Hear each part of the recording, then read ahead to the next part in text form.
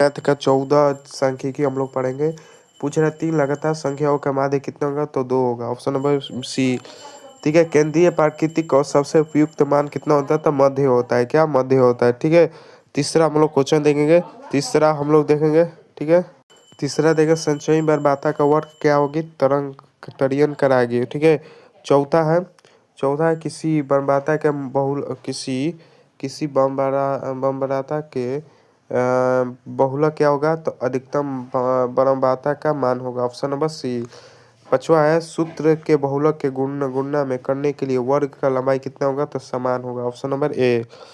ठीक है, 6 है किसी वितरण में माध्य और बहुलक और माध्य संबंध कितना होगा, तो बहुलक बराबर 3 गुणे माध्य -2 गुणे माध्य। Option number A.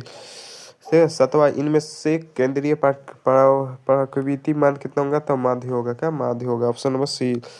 8 है कि प्रथम 5 प्राकृत संख्याओं का माध्य कितना 3 होगा। Option number B. Option number B. ठीक है, 9 है कि घरों का आरोही क्रम से रखने पर बीच वाले परमान का कहलाएंगे, तो माध्यिका कहेंगे। क्या माध्यिका, क्योंकि इस परागम का हो गया कि 2 घर होगा। तो कैसे यहाँ पर देखो, हमें ध्यान से देखा हो। ठीक है, ध्यान से हम लोग देखेंगे तो हम लोग इजी से हम लोग जानेंगे। ठीक है, क्योंकि हम लोग ध्यान से ही तो हम लोग सब पढ़ते हैं।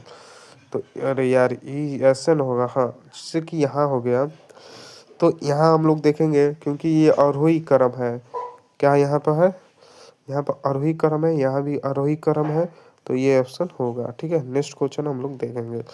ठीक है, नमे में से किस केनीय ऑप्शन नंबर केनीय प्रकृति का निर्धारण का नकारा नहीं किया जाता, उसको कहता है माध्य कहा जाता है। Option number A.